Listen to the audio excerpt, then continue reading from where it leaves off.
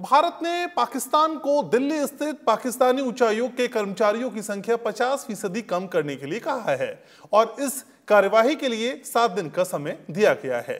इस बारे में जानकारी देने के लिए विदेश मंत्रालय ने पाकिस्तान उच्चायोग के कार्यकारी अध्यक्ष को आज तलब किया।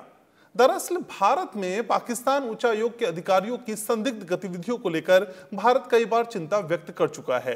कई मौकों पर इस बारे में पाकिस्तानी अधिकारियों के समक्ष विरोध भी दर्ज कराया गया है, लेकिन पाकिस्तानी उच्चायोग के अधिकारी भारत के भरोसे के खिलाफ जाकर काम करते हैं। विदेश मंत्रालय के मुताबिक पाकिस्तानी उच्चायोग के कुछ कर्मचारी जासूसी के कामों में लगे हुए हैं और उनका आतंकी संगठनों के साथ संपर्क भी है। 31 मई को रंगे हाथों पकड़े गए पाकिस्तानी उच्चायोग के 2 अधिकारी इन गतिविधियों की प्रत्यक्ष उदाहरण हैं, जिन्हें गिरफ्तारी के बाद भारत से निष्कासित कर दिया गया था।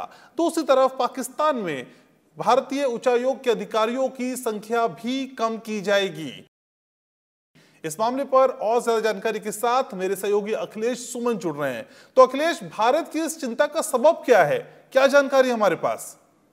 देखिए, भारत और पाकिस्तान के उच्चायोगों में जो संख्या है स्टाफ की, वो मैं बताऊं 110 स्टाफ हैं पाकिस्तान के भारत में, और भारत के भी पाकिस्तान में 110 स्टाफ हैं। अगर इसमें आप देखें तो पाकिस्तान तो काफ़ी छोटा देश है भारत की तुलना में, लेकिन चूंकि भारत ने 110 स्टाफ वहाँ रखे हैं, इसलिए उन्होंने भी हमारे यहाँ 110 कर्मचारियों को रखा है अपने उच्चायोग में।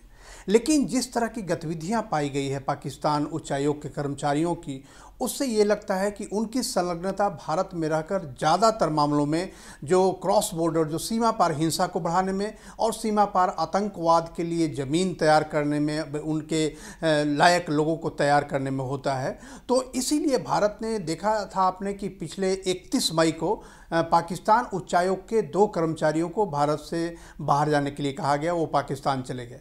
उसके बाद अभी आपने देखा होगा कि 22 जून को बिना किसी कारण के भारतीय उच्चायोग जो इस्लामाबाद में है, वहाँ के 2 भारतीय कर्मचारियों अधिकारियों को उनके साथ काफ़ी बदसलूकी की गई, उनका अपहरण किया गया।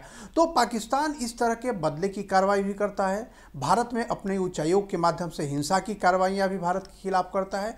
तो और यह पूरी तरह से वियना कन्वेंशन का उल्लंघन है और भारत पाकिस्तान के बीच जो समझौते हैं उसका उल्लंघन है। इसीलिए आज भारत ने निर्णय लिया है कि पाकिस्तान के जो कर्मचारी हैं पाकिस्तानी उच्चायोग में, उनकी संख्या आधी घटाई जाएगी और भारत भी अपने कर्मचारियों की जो संख्या है भारतीय उच्चायोग की इस्लामाबाद में, उसको भी आधे पर ले आएगा। जी, बहुत शुक्रिया आपका अखिलेश, तमाम बातचीत और जानकारी के लिए।